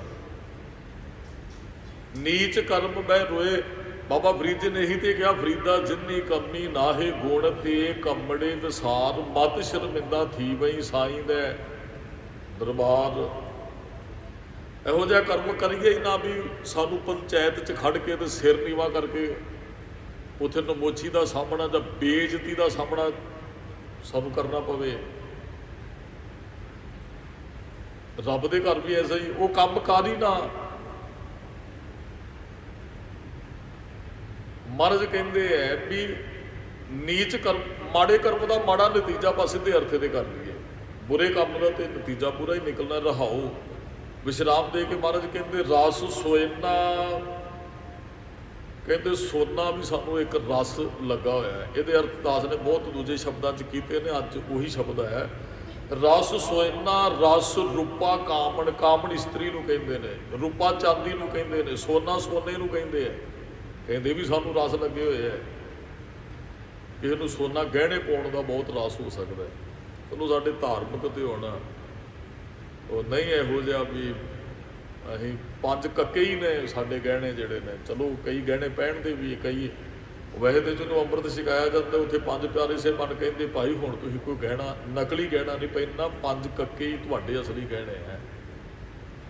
ਚਲੋ ਕਈ ਬੀਬੀਆਂ ਫਿਰ ਵੀ ਗਹਿਣੇ, ਕਿਉਂਕਿ ਇੱਕ ਰਸ ਹੈ ਉਹਨਾਂ ਨੂੰ। ਰਸ ਸੋਇਨਾ, ਗਹਿਣੇ ਪਹਿਨਣੇ ਕਿਸੇ ਵਾਸਤੇ ਰਸ ਹੈ, ਚਾਂਦੀ ਪਹਿਨਣੀ ਰਸ ਹੈ। ਕਾਮਨ ਰਸ ਪਰਮਲ ਕੀ ਵਾਸ, ਸੁਗੰਧੀ ਲਾਉਣੀ ਸਰੀਰ ਦੇ ਉੱਪਰ, ਪਰਫਿਊਮ ਸੈਂਟ, ਇਹ ਵੀ ਕਿਸੇ ਨੂੰ ਰਸ ਹੈ। ਕਈ ਦਰਬਾਰ 'ਚ ਆਉਂਦੇ ਮੱਥਾ ਟੇਕਦੇ, ਸਾਰੇ ਦਰਬਾਰ 'ਚ ਖੁਸ਼ਬੂ ਫੈਲ ਜਾਂਦੀ ਹੈ। ਮਹਾਰਾਜ ਕਹਿੰਦੇ ਇਹ ਸਭ ਨੂੰ ਰਸ ਲੱਗੇ ਹੋਏ ਹੈ। ਉਹ ਮਸਕੀਨ ਸਾਹਿਬ ਦੀ ਅੱਗੇ ਇੱਕ ਦਿਨ ਦਾਸ ਨੇ ਬੇਨਤੀ ਕੀਤੀ, ਇਸੇ ਸ਼ਬਦ 'ਤੇ ਗੱਲ ਕੀਤੀ ਸੀ ਵੀ ਇੱਕ ਬੀਬੀ ਨੇ ਕਿਤਾਬ ਲਿਖੀ ਦਿੱਲੀ ਦੇ ਅੰਦਰ। ਮਸਕੀਨ ਸਾਹਿਬ ਕਹਿੰਦੇ ਅਸੀਂ ਗਏ ਤੇ ਉਹ ਬੀਬੀ ਕਿਤਾਬ ਲੈ ਕੇ ਆ ਗਈ ਜੀ, ਤੁਹਾਡੇ ਹੱਥੋਂ ਰਿਲੀਜ਼ ਕਰਾਉਣੀ ਹੈ ਜੀ, ਤੁਸੀਂ ਬਗਲਾ ਸਾਹਿਬ ਕਥਾ ਕਰਨੀ ਹੈ ਤੇ ਜਦੋਂ ਤੁਹਾਡੇ ਕੋਲ ਟਾਈਮ ਹੋਇਆ ਆਪਾਂ ਕਿਤਾਬ ਰਿਲੀਜ਼ ਕਰੀਏ। ਕਹਿੰਦੇ ਉਹ ਬੀਬੀ ਨੂੰ ਆਖਿਆ ਵੀ ਕਿਤਾਬ ਦਿਖਾਓ, ਤੇ ਉਹ ਕਿਤਾਬ ਦੇ ਉੱਪਰ ਲਿਖਿਆ ਸੀ ਰਸ ਮਿੱਠਾ ਰਸ ਮਾਸ। ਆਹ ਨਹੀਂ ਪੰਕਤੀਆਂ ਲਿਖੀਆਂ ਸੀ ਰਸ ਸੋਇਨਾ ਰਸ ਰੂਪਾ ਕਾਮਣ। ਉਹ ਮਸਕੀਨ ਸਾਹਿਬ ਕਹਿੰਦੇ ਜੀ 4-5 ਦਿਨ ਅਸੀਂ ਦਿੱਲੀ ਰਹਿਣਾ, ਕਿਤਾਬ ਤੁਸੀਂ ਦੇ ਜਾਓ ਤੇ ਆਪਾਂ ਨਾ ਅਖੀਰ ਦੇ ਦਿਨ ਰਿਲੀਜ਼ ਕਰਾਂਗੇ, ਜਿਸ ਦਿਨ ਆਖਰੀ ਕਥਾ ਹੋਈ। ਬੀਬੀ ਕਹਿੰਦੀ ਜੀ ਠੀਕ ਹੈ। ਉਹ ਮਸਕੀਨ ਸਾਹਿਬ ਕਹਿੰਦੇ ਅਸੀਂ ਲੱਗ ਪਏ ਪੜ੍ਹਨ ਰਾਤ ਨੂੰ ਕਿਤਾਬ। ਉਹਦੇ ਸਿਰਫ ਮਿੱਠੇ ਤੇ ਮਾਸ ਦੀ ਗੱਲ ਕੀਤੀ ਸਾਰੀ ਕਿਤਾਬ 'ਚ, ਪੰਕਤੀ ਕੱਟ ਕੇ ਆਹ ਪੰਕਤੀ ਪੜ੍ਹ ਲਈ ਆਪਾਂ ਸਾਰੀ। ਰਸ ਸੋਇਨਾ ਵੀ ਸੋਨਾ ਵੀ ਰਸ ਹੈ, ਰੂਪਾ ਚਾਂਦੀ ਵੀ ਰਸ ਹੈ, ਪਰਫਿਊਮ ਵਗੈਰਾ ਲਾਉਣਾ ਵੀ ਰਸ ਹੈ, ਰਸ ਘੋੜੇ ਚੰਗੀ ਸਵਾਰੀ ਕਰਨੀ ਵੀ ਰਸ ਹੈ, ਸੇਜਾ ਵੀ ਚੰਗੀ ਸੇਜਾ ਜਿਹੜੀ ਸੁੱਖ ਵਾਲੀ ਹੋਵੇ, ਮੰਦਰ ਘਰ ਵਧੀਆ ਹੋਵੇ, ਮੀਠਾ ਰਸ ਮਾਸ, ਇਹ ਸਾਰੇ ਉਹਨੇ ਲਿਖਿਆ ਮੀਠਾ ਰਸ ਮਾਸ, ਦੋਵਾਂ ਤੇ ਗੱਲ ਕੀਤੀ। ਕਹਿੰਦੇ ਅਖੀਰਲੇ ਦਿਨ ਉਹ ਬੀਬੀ ਆ ਗਈ, ਕਹਿੰਦੀ ਜੀ ਅੱਜ ਫਿਰ ਕਿਤਾਬ ਰਿਲੀਜ਼ ਕਰ ਦਈਏ। ਕਹਿੰਦੇ ਜੀ ਨਹੀਂ ਕਰਨੀ। ਮਸਕੀਨ ਸਾਹਿਬ ਕਹਿੰਦੇ ਸਾਰੀ ਪੰਕਤੀ ਦੀ ਵਿਚਾਰ ਲਿਖੋ ਇਹ ਕਿਤਾਬ ਦੇ ਅੰਦਰ, ਫਿਰ ਆਪਾਂ ਰਿਲੀਜ਼ ਕਰਾਂਗੇ। ਤੇ ਕਹਿੰਦੇ ਅਸੀਂ ਉਹ ਭੈਣ ਨਾਲ ਵੇਖਿਆ ਜਿਹਨੇ ਕਿਤਾਬ ਲਿਖੀ ਸੀ ਤੇ ਉਹਨੇ ਚੰਗਾ ਵੀ ਹਾਰ ਉਹ ਕੈਮੀਕਲ ਵੀ ਲਾਏ ਆਪਣੇ ਮੂੰਹ ਦੇ ਉੱਪਰ, ਗਹਿਣੇ ਵੀ ਹੱਥਾਂ 'ਚ ਪਾਏ ਹੋਏ ਹੈ। ਤੇ ਕਹਿੰਦੇ ਅਸੀਂ ਪੁੱਛ ਲਿਆ ਬੀਬੀ ਕਿਹੜੇ ਵਾਹਨ ਤੇ ਚੜ੍ਹ ਕੇ ਆਏ ਹੋ, ਰਕਸ਼ੇ ਤੇ, ਆਟੋ ਰਕਸ਼ੇ ਤੇ, ਬੱਸ ਤੇ, ਟ੍ਰੇਨ ਤੇ ਜਾਂ ਕਿਹਦੇ ਤੇ? ਕਹਿੰਦੀ ਜੀ ਗੁਰੂ ਸਾਹਿਬ ਦੀ ਕਿਰਪਾ, ਬੜੀ ਵੱਡੀ ਗੱਡੀ ਮਹਾਰਾਜ ਨੇ ਦਿੱਤੀ। ਉਦੋਂ 10 ਲੱਖ ਰੁਪਈਏ ਦੀ ਉਹ ਗੱਲ ਕਰਦੇ, 10 ਲੱਖ ਦੀ ਗੱਡੀ ਆਪਣੇ ਕੋਲ, ਉਦੋਂ ਕਾਫੀ ਰੁਪਈਆ ਹੁੰਦਾ ਸੀ 10 ਲੱਖ ਜਿਹੜਾ। ਮਸਕੀਨ ਸਾਹਿਬ ਕਹਿੰਦੇ ਆ ਅਸੀਂ ਆਖਿਆ ਭੈਣੇ ਅੱਧੀ ਪੰਕਤੀ ਦੀ ਵਿਚਾਰ ਨਾ ਕਰ, ਆ ਜੋ ਤੁਸੀਂ ਆਪਣੇ ਮੁੱਖ ਤੇ ਲਾਇਆ ਮਹਾਰਾਜ ਤੇ ਕਹਿੰਦੇ ਵੀ ਰਾਸੇ ਛੱਡ ਦੇਣਾ ਸੀ ਪਹਿਲਾਂ ਕਿਤਾਬ ਲਿਖਣ ਤੋਂ। ਆ ਗਹਿਣੇ ਤੁਸੀਂ ਹੱਥਾਂ 'ਚ ਵੀ ਪਾਈ ਫਿਰਦੇ ਹੋ, ਗਲ 'ਚ ਵੀ ਪਾਏ, ਕੰਨਾਂ 'ਚ ਵੀ ਪਾਏ। ਸਭ ਤੋਂ ਪਹਿਲਾਂ ਤੇ ਮਹਾਰਾਜ ਨੇ ਸੋਨੇ ਨੂੰ ਰਸ ਕਿਹਾ, ਉਹ ਤੁਸੀਂ ਪਹਿਨੇ ਹੋਇਆ ਤੇ ਮਾਸ ਤੇ ਤੁਸੀਂ ਕਿਤਾਬ ਲਿਖੀ ਬੈਠੇ ਹੋ। ਰਸ ਤੇ ਤੁਹਾਨੂੰ ਵੀ ਲੱਗੇ ਹੋਏ ਆ। ਆਪ ਪਹਿਲਾਂ ਰਸਾਂ ਦਾ ਤਿਆਗ ਕਰੋ, ਫਿਰ ਕਿਤਾਬ ਗੁਰੂ ਪੰਥ ਦੀ ਝੋਲੀ 'ਚ ਪਾਇਓ। ਗੱਲ ਸਾਡੀ ਆਹ ਹੀ ਹੈ ਵੀ ਰਸਾਂ 'ਚ ਪੈਣ ਵਾਲਾ 'ਚ ਕਿਤਾਬਾਂ ਲਿਖ ਰਿਹਾ ਤੇ ਅਸਰ ਤਾਂ ਹੀ ਨਹੀਂ ਗਾ ਪੜ੍ਹਨ ਵਾਲਿਆਂ ਤੇ ਹੁੰਦਾ। ਉਹ ਮਸਕੀਨ ਸਾਹਿਬ ਕਹਿੰਦੇ ਫਿਰ ਸਮਝਾਇਆ ਅਸੀਂ ਬੜੇ ਸੌਖੇ ਤਰੀਕੇ ਨਾਲ, ਭੈਣੇ ਆ ਗਹਿਣੇ ਵੀ ਰਾਸੀ ਜਿਹੜੇ ਤੂੰ ਕੰਨਾਂ 'ਚ ਪਾਏ ਨੇ, ਆ ਤੁਸੀਂ ਪਰਫਿਊਮ ਵਗੈਰਾ ਵੀ ਲਾਇਆ, ਕੱਪੜੇ ਵੀ ਮਹਿੰਗੇ ਪਾਏ, ਜਿਹੜੀ ਗੱਡੀ ਤੇ ਆਏ ਹੋ ਇਹ ਵੀ ਰਸ ਸੋਇਨਾ, ਰਸ ਰੂਪਾ ਕਾਮਣ, ਰਸ ਪਰਮਲ ਕੀ ਰਵਾਸ, ਰਸ ਸੇਜਾ, ਰਸ ਘੋੜੇ। ਸੇਜਾ ਵੀ ਬੈਡਰੂਮ ਬਹੁਤ ਸੁਖਦਾਇਕ, ਅੱਜ ਤੇ ਗੱਦੇ ਆਏ ਨੇ ਭਾਈ ਇਹੋ ਜਿਹੇ ਗੱਦੇ, ਉਹ ਇਹ ਵੀ ਇੱਕ ਰਸ ਹੈ ਵੀ ਸਰੀਰ ਨੂੰ ਤਕਲੀਫ ਨਾ ਹੋਵੇ ਸੌਣ ਲੱਗਿਆ। ਰਸ ਘੋੜੇ, ਉਦੋਂ ਘੋੜੇ ਖਰੀਦਦੇ ਸਾਨੂੰ ਵੱਡੇ ਵੱਡੇ, ਆਹ ਫਲਾਣੀ ਜਗ੍ਹਾ ਤੋਂ ਘੋੜਾ ਖਰੀਦਿਆ, ਬਲਖ ਬਗਾਰੇ ਤੋਂ ਲਿਆਂਦਾ, ਕਾਬਲ ਤੋਂ ਲਿਆਂਦਾ, ਫਲਾਣੀ ਥਾਂ ਤੋਂ ਲਿਆਂਦਾ। ਅੱਜ ਗੱਡੀਆਂ ਦਾ ਰਸ, ਘੋੜੇ ਦੀ ਥਾਂ ਤੇ ਗੱਡੀ ਆ ਗਈ। ਇਹ ਵੀ ਇੱਕ ਕਿਸੇ ਨੂੰ ਰਸ ਹੈ, ਮੈਂ ਆਹ ਗੱਡੀ ਖਰੀਦਣੀ ਹੈ, ਇਹੋ ਜਿਹਾ ਮਕਾਨ ਪਾਉਣਾ ਹੈ। ਰਸ ਮਿੱਠਾ, ਮਿੱਠਾ ਵੀ ਇੱਕ ਰਸ ਹੈ। ਜਿਹਨੂੰ ਅੱਜ ਮਿੱਠਾ ਖਾਣਾ ਪਸੰਦ ਹੈ ਉਹ ਪ੍ਰਚਾਰ ਵੀ ਮਿੱਠੇ ਦਾ ਕਰੇਗਾ, ਆਪਣੇ ਘਰੇ ਵੀ ਉਹ ਕੁਝ ਰੱਖੇਗਾ ਵੀ ਰਿਸ਼ਤੇਦਾਰ ਨੂੰ ਆਹ ਦਿਓ, ਕਿਉਂਕਿ ਉਹਨੂੰ ਉਹ ਪਸੰਦ ਹੈ। ਜਦੋਂ ਉਹਨੂੰ ਖਾ ਖਾ ਕੇ ਸ਼ੂਗਰ ਹੋ ਗਈ ਫਿਰ ਆਖੇਗਾ ਮਿੱਠਾ ਬੜਾ ਮਾੜਾ, ਫਿਰ ਨਮਕੀਨ ਹੀ ਦੇਵੇਗਾ। ਮਿੱਠਾ ਖਾਣਾ, ਮਾਸ ਖਾਣਾ ਵੀ ਰਸ ਹੈ। ਮਾਸ ਇੱਕ ਰਸ ਹੀ ਤੇ ਹੈ। ਆਪਣੇ ਜੀਭ ਦੇ ਸਵਾਦ ਵਾਸਤੇ ਕਿਸੇ ਦੀ ਧੌਣ ਤੇ ਛੁਰੀ ਚਲਾ ਦੇਣੀ ਰਸ ਕਰਕੇ ਤੇ ਕਿਸੇ ਦਾ ਕਤਲ ਹੋ ਰਿਹਾ। ਸੀ ਉੱਪਰ ਨੂੰ 100 ਬੱਕਰਾ ਵੱਢਣ ਲੱਗਾ, ਪੁੱਤਰ ਦਾ ਸਿਰ ਮੁੰਡਣ ਨੂੰ ਕਰਦੇ ਹੁੰਦੇ ਹਨ, ਵਾਲ ਇਹੋ ਜਿਹਾ ਕੋਈ ਹੋਏਗਾ। ਤੇ ਮਹਾਰਾਜ ਗੁਰੂ ਅੰਗਦ ਸਾਹਿਬ ਮਿਲ ਕੇ ਕਹਿੰਦੇ ਜੀ ਇਹ ਬੱਕਰਾ ਕਾਹਦੇ ਲਈ 100 ਲਈ ਜਾਣਾ? ਕਹਿੰਦਾ ਜੀ ਰਿਸ਼ਤੇਦਾਰਾਂ ਨੇ ਆਉਣਾ ਤੇ ਮੁੰਡਣ ਹੈ ਬੱਚੇ ਦਾ। ਮਹਾਰਾਜ ਕਹਿੰਦੇ ਵੀ ਇਹ ਜਿਹੜਾ 100 ਬੱਕਰੇ ਦਾ ਪਾਪ ਕਿਹਦੇ ਸਿਰ ਲੱਗਣਾ? ਕਹਿੰਦਾ ਜੀ ਇਹ ਤਾਂ ਸੋਚਿਆ ਨਹੀਂ। ਮਹਾਰਾਜ ਕਹਿੰਦੇ ਜਿਹੜਾ ਵੱਢਣ ਲੱਗਾ ਉਹਦੇ ਸਿਰ ਹੀ ਸੋਚਣਾ ਕਿੰਨੇ ਹੈ? ਕਹਿੰਦਾ ਜੀ ਉਹ ਮੈਂ ਖਾਂਦਾ ਰਿਹਾ, ਸਾਡੇ ਤੇ ਇਹ ਚੱਲਦਾ ਹੈ ਜੀ, ਇਹ ਸਾਨੂੰ ਵੱਢਣੇ ਪੈਣੇ ਬੱਕਰੇ। ਮਹਾਰਾਜ ਕਹਿੰਦੇ ਆਪਣਾ ਪ੍ਰੋਗਰਾਮ ਸਿਰ ਮੁੰਡਣ ਦਾ ਨਾ ਰੱਖ, ਦਸਤਾਰਬੰਦੀ ਦਾ ਰੱਖ। ਬੱਚੇ ਦੇ ਕੇਸ ਨਹੀਂ ਕਤਲ ਕਰਨੇ, ਰੱਬ ਨੇ ਜਿਹੋ ਜਿਹਾ ਭੇਜਿਆ ਰਹਿਣ ਦੇ ਉਹੋ ਜਿਹਾ। ਦਸਤਾਰਬੰਦੀ ਕਰਾ, ਗੁਰੂ ਘਰ ਦੇ ਅੰਦਰ ਲੰਗਰ 'ਚ ਬੈਠ ਕੇ ਤੇਰੇ ਤੋਂ ਕੋਈ ਉੱਥੇ ਮਾਸ ਦੀ ਮੰਗ ਨਹੀਂ ਕਰੇਗਾ। ਇਹ ਜ਼ੁਬਾਨ ਨੂੰ ਰਸ ਲੱਗੇ ਆ। ਦਾਸ ਨੇ ਅੱਗੇ ਬਹੁਤ ਵਾਰੀ ਬੇਨਤੀ ਕੀਤੀ, ਕਈ ਕਹਿੰਦੇ ਜੀ એનર્ਜੀ ਬੜੀ ਮਿਲਦੀ ਹੈ ਇਹਦੇ 'ਚੋਂ, ਫਲਾਣਾ ਕੁਝ। ਵੈਸੇ ਤੇ ਦਾਲ ਧਰੀ ਹੋਵੇ ਕਿਤੇ ਉੱਤੇ, ਸ਼ਾਮ ਨੂੰ ਰਹਿਰਾਸ ਸਾਹਿਬ ਦਾ ਪਾਠ ਹੋ ਜਾਏ, ਜਿੰਨੀ એનર્ਜੀ ਉਹਦੇ 'ਚੋਂ ਮਿਲਣੀ ਹੈ ਨਾ ਉਨੀ ਹੋਰ ਕਿਸੇ ਚੀਜ਼ 'ਚ ਨਹੀਂ ਹੋ ਸਕਦੀ। ਤਾਕਤ ਸਾਨੂੰ ਬਾਣੀ 'ਚੋਂ ਮਿਲਣੀ ਹੈ। ਮਹਾਰਾਜ ਕਹਿੰਦੇ ਜ਼ੁਬਾਨ ਨੂੰ ਰਸ ਅਸੀਂ ਬਹੁਤ ਲਾਏ, ਇਹ ਤੇ ਰਸ ਸਰੀਰ ਕੇ ਇੰਨੇ ਤੇ ਰਸ ਸਾਡੇ ਸਰੀਰ ਨੂੰ ਲੱਗੇ ਹੈ। ਕੈ ਘਟ ਨਾਮ ਨਿਵਾਸ, ਕਹਿੰਦੇ ਉਹਨੂੰ ਨਾਮ ਦਾ ਵਾਸਾ ਦੱਸੋ ਕਿੱਥੇ ਹੋਏਗਾ? ਅੰਦਰ ਤੇ ਇੰਨੇ ਰਸ ਸਾਡੇ ਪਏ ਹੈ, ਨਾਮ ਕਿੱਥੇ ਟਿਕੇਗਾ ਵੀ? ਇਹ ਤੇ ਰਸ ਸਰੀਰ ਕੇ, ਸਰੀਰ ਨੂੰ ਇੰਨੇ ਤੇ ਰਸ ਲੱਗੇ। ਸੋਨਾ ਵੀ ਪਹਿਨਿਆ, ਸੇਜਾ ਵੀ ਚੰਗੀ ਬਣਾ ਲਈ, ਪਰਫਿਊਮ ਵੀ ਲਾ ਲਿਆ, ਗੱਡੀ ਵੀ ਚੰਗੀ ਰੱਖੀ, ਘਰ ਵੀ ਬਹੁਤ ਸੋਹਣਾ ਹੈ। ਤੇ ਮਹਾਰਾਜ ਕਹਿੰਦੇ ਨਾਮ ਹੁਣ ਕਿੱਥੇ ਟਿਕੇਗਾ? ਅੰਦਰ ਤੇ ਫਿਰ ਹਉਮੈ ਆ ਜਾਂਦੀ, ਮੇਰੇ ਕੋਲ ਤੇ ਆਹ ਕੁਝ, ਮੇਰੇ ਕੋਲ ਤੇ ਸਾਰਿਆਂ ਨਾਲੋਂ ਜ਼ਿਆਦਾ। ਕਹਿੰਦੇ ਕੈ ਘਟ ਨਾਮ ਨਿਵਾਸ, ਹਿਰਦੇ 'ਚ ਕਿੱਥੇ ਉਹ ਨਾਮ ਵਸੇਗਾ? ਇੱਥੇ ਤੇ ਹੋਰ ਕੁਝ ਬਹੁਤ, ਜਿੱਥੇ ਗੰਦਗੀ ਪਈ ਹੋਵੇ ਉੱਥੇ ਨਾਮ ਥੋੜ੍ਹੀ ਟਿਕੇਗਾ। ਉਹਦੇ ਬਰਤਨ ਫਿਰ ਉਹੋ ਜਿਹਾ ਸਾਫ਼ ਚਾਹੀਦਾ ਜੇ ਨਾਮ ਟਿਕਣਾ ਇਹਦਾ।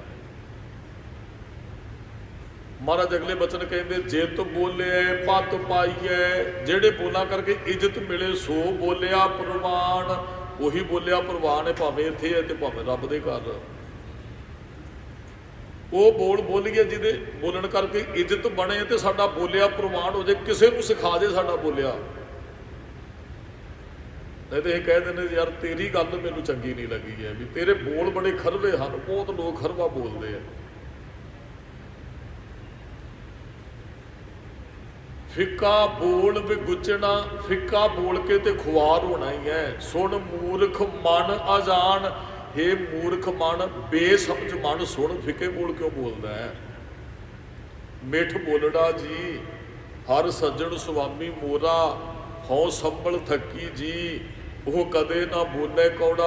हुण ते बाबे गालां कढ़दे, कहंदे बाबे फलाने कोल चले जाओ, गाल कढ़ देना काम रास हो जाता। जिहड़ा गालां कढ़ दो काम रास कितों करेगा। जे किसी के अंदर रस है ना तो रस ही निकलना भी रसना तो। किसी के अंदर बुकार चलते गाल कौन कढ़दा है? सियाणा बंदा तो गाल नहीं कढ़ेगा, समझदार बंदा तो किसी को गाल नहीं। जिहड़ा गालां कढ़ के किसी के काम करदा वो समझदार किवें हो सकता है? ये गुरु साहब जी कह रहे हैं, कोई अपने कोलों थोड़ी।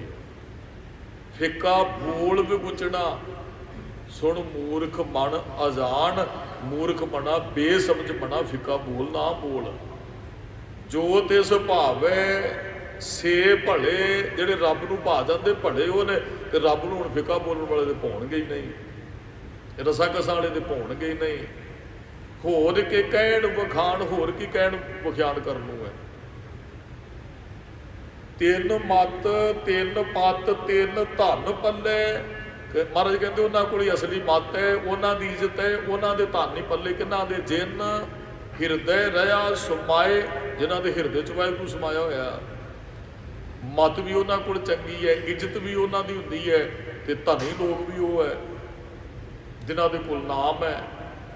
ਅਮੀਰ ਤੇ ਉਹ ਹੀ ਹੈ ਨਾ ਜਿਹਦੇ ਕੋਲ ਨਾਮ ਹੈ, ਦੂਸਰਾ ਧਨ ਤੇ ਇੱਥੇ ਰਹਿ ਜਾਣਾ ਹੈ। ਤਿੰਨ ਕਾ ਕਿਆਸ ਲਾਹਣਾ, ਕਹਿੰਦੇ ਵੀ ਫਿਰ ਇਹੋ ਜਿਹੇ ਬੰਦਿਆਂ ਦਾ ਕੀ ਸੁਣਾਉਣਾ ਜਿਹੜੇ ਅਵਰ ਸਵਾਲਿਓ ਕਾਏ। ਕਹਿੰਦੇ ਮਹਾਰਾਜ ਕਹਿੰਦੇ ਵੀ ਉਹਨਾਂ ਦੇ ਵਰਗਾ ਹੋਰ ਕੋਈ ਦੂਸਰਾ ਹੈ ਹੀ ਨਹੀਂ ਹੈ। ਚਲੋ ਜਿਨ੍ਹਾਂ ਦੇ ਅੰਦਰ ਮਾਤੇ ਪਾਤੇ ਧਨ ਹੈ, ਤਿੰਨ ਕਾ ਕਿਆ ਸੁਣਾਣਾ, ਉਹਨਾਂ ਦੀ ਸਿਫਤ ਸਲਾਹ ਵੀ ਕੀ ਕਰਨੀ, ਅਵਰ ਸਵਾਲਿਓ ਕਾਏ, ਕਿਉਂਕਿ ਉਹਨਾਂ ਵਰਗਾ ਕੋਈ ਹੋਰ ਹੈ ਹੀ ਨਹੀਂ ਹੈ। ਕਈ ਵਾਰੀ ਨਾ ਆਪਾਂ ਕਿਸੇ ਬੰਦੇ ਨੂੰ ਕਿਸੇ ਨਾਲ ਕੰਪੇਅਰ ਕਰਦੇ ਹਾਂ ਵੀ ਇਹ ਬੰਦਾ ਉਹੋ ਜਿਹਾ ਹੈ। ਜਪਣ ਵਾਲੇ ਦੀ ਬਰਾਬਰੀ ਇੱਥੇ ਕੋਈ ਨਹੀਂ ਕਰ ਸਕਦਾ, ਮੀਰ ਜਿੰਨਾ ਮਰਜ਼ੀ ਕੋਈ ਹੋ ਸਕਦਾ। ਅਸੀਂ ਇੱਕ ਜਪਣ ਵਾਲੇ ਨੂੰ ਕਿਸੇ ਦੁਨਿਆਵੀ ਮੀਰ ਨਾਲ ਨਹੀਂ ਖੜਾ ਕਰ ਸਕਦੇ, ਹਾਂ ਉਹਦੇ ਨਾਲ ਕੰਪੇਅਰ ਨਹੀਂ ਕਰ ਸਕਦੇ ਵੀ ਇਹ ਬੰਦਾ ਇਹੋ ਜਿਹਾ। ਮਹਾਰਾਜ ਕਹਿੰਦੇ ਉਹਦੀ ਬਰਾਬਰੀ ਕੋਈ ਨਹੀਂ ਕਰ ਸਕਦਾ, ਉਹਦੇ ਬਰਾਬਰ ਦਾ ਹੈ ਹੀ ਕੋਈ ਨਹੀਂ ਹੈ। ਨਾਨਕ ਨਦਰੀ ਬਾਹਰੇ, ਜਿਹੜੀ ਉਹਦੀ ਨਜ਼ਰ ਤੋਂ ਬਾਹਰ ਚਲੇ ਗਏ। ਨਾਨਕ ਨਦਰੀ, ਨਦਰ ਨਿਹਾਲ, ਜਿਹੜੇ ਨਦਰ 'ਚ ਆ ਗਏ ਉਹ ਨਿਹਾਲ ਹੋ ਗਏ, ਜਿਹੜੇ ਨਦਰ 'ਚੋਂ ਬਾਹਰ ਚਲੇ ਗਏ। ਜਿਨ ਕੋ ਨਦਰ ਕਰਮ ਹੋਵੇ ਹਿਰਦੇ ਤਿਨਾ ਸੁਮਾਣੀ, ਗੁਰੂ ਦੀ ਨਦਰ 'ਚ ਪ੍ਰਵਾਨ ਹੋਵਾਂਗੇ ਨਾ, ਲੱਖ ਖੁਸ਼ੀਆਂ ਪਾਤਸ਼ਾਹੀਆਂ। ਜੇ ਸਤਿਗੁਰ ਨਦਰ ਕਰੇ, ਜੇ ਮਹਾਰਾਜ ਤੋਂ ਨਦਰ ਤੋਂ ਬਾਹਰ ਚਲੇ ਗਏ। ਨਦਰ ਉਪੱਠੀ ਜੇ ਕਰੇ, ਸੁਲਤਾਨਾ ਘਾਹੂ ਕਰਾਏ ਦਾ, ਦਰ ਮੰਗਣ ਭੇਖਣਾ ਪਾਏ ਦਾ। ਦੇਖ ਨਦਰ ਤੋਂ ਬਾਹਰ, ਮਹਾਰਾਜ ਕਹਿੰਦੇ ਨਾਨਕ ਨਦਰੀ ਬਾਹਰੇ ਰਾਚੇ ਦਾਨ, ਕਹਿੰਦੇ ਉਹ ਦਾਨ ਨਾਲ ਰਚ ਗਏ। ਦਾਨ ਦਾ ਤੇ ਦਾਤ ਹੈ ਜਿਹੜੀ ਰੱਬ ਨੇ ਦਿੱਤੀ, ਰੱਬ ਨੇ ਸਾਨੂੰ ਦਾਨ 'ਚ ਹੀ ਦਿੱਤੀ ਹੈ ਦਾਤ। ਜੋ ਕੋਈ ਸਾਡੇ ਕੋਲ ਹੈ ਰੱਬ ਨੇ ਦਾਨ 'ਚ ਦਿੱਤਾ ਹੋਇਆ ਹੈ।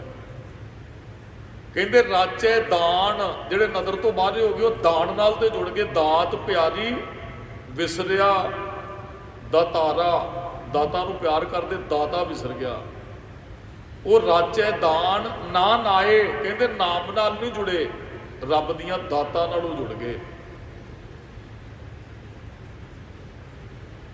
ਸੰਸਾਰ 'ਚ ਇਹੋ ਜਿਹੇ ਲੋਕ ਸਾਨੂੰ ਬਹੁਤ ਮਿਲਦੇ ਆ। 100 ਚੋਂ ਕਿੰਨੇ % ਜੁੜੇ ਹੋਣਗੇ ਰੱਬ ਨਾਲ? 5 10 90% ਤੇ ਦਾਤਾਂ ਨਾਲ ਜੁੜ ਗਏ। ਪਰ ਇਸ ਗੱਲ ਦਾ ਉਹਨਾਂ ਨੂੰ ਸ਼ਾਇਦ ਇਲਮ ਨਹੀਂ, ਇਸ ਗੱਲ ਦੀ ਉਹਨਾਂ ਨੂੰ ਖਬਰ ਨਹੀਂ ਹੈ ਵੀ ਜਿੰਨੀਆਂ ਦਾਤਾਂ ਵਾਹਿਗੁਰੂ ਨੇ ਦਿੱਤੀਆਂ ਤੇ ਉਹ ਜੇ ਦਾਤਾਂ ਦਿੰਦੇ ਤੇ ਉਹ ਵਾਪਸ ਵੀ ਲੈ ਸਕਦਾ। 10 ਵਸਤੂ ਲੈ ਪਾਛੇ ਪਾਵੇ, ਏਕ ਵਸਤ ਕਾਰਨ ਵਿਖੋਟ ਗਵਾਵੇ, ਏਕ ਭੀ ਨਾ ਦੇ 10 ਪੀ ਹਿਰ ਲੈ ਤੋ ਕੂੜਾ ਕਹੋ ਕਹਾਂ ਕਰੇ। ਕਹਿੰਦੇ ਮੂਰਖਾ ਫਿਰ ਕੀ ਕਰੇਗਾ। ਪਰ ਅਸੀਂ ਦਾਨ ਨਾਲ ਜੁੜ ਕੇ ਦਾਤਾ ਭੁੱਲ ਗਿਆ, ਦਾਤਾ ਨਾਲ ਜੁੜ ਕੇ ਨਾਮ ਨਾਲ ਨਹੀਂ ਜੁੜੇ। ਮਹਾਰਾਜ ਕਹਿੰਦੇ ਅਸਲ ਦੇ ਵਿੱਚ ਅਮੀਰ ਉਹ ਹੈ, ਇੱਜ਼ਤਦਾਰ ਬੰਦਾ ਉਹ ਹੈ ਤੇ ਮੱਤ ਉੱਚੀ ਵਾਲਾ ਬੰਦਾ ਉਹ ਹੈ ਜਿਹਦੇ ਹਿਰਦੇ 'ਚ ਨਾਮ ਵਸ ਜਾਂਦਾ ਹੈ। ਇਹ ਬੇਨਤੀ ਅਸੀਂ ਵੀ ਸਾਰੇ ਗੁਰੂ ਸਾਹਿਬ ਦੇ ਚਰਨਾਂ 'ਚ ਕਰੀਏ। ਵਿਸਰ ਨਾਹੀਂ ਦਾਤਾਰ ਆਪਣਾ ਨਾਮ ਦੇਹੋ, ਗੁਣ ਗਾਵਾਂ ਦਿਨ ਰਾਤ ਨਾਨਕ ਚਾਹੋ ਇਹੋ। ਸਤਿਗੁਰੂ ਜੀ ਕਿਰਪਾ ਕਰੋ ਤੇਰੇ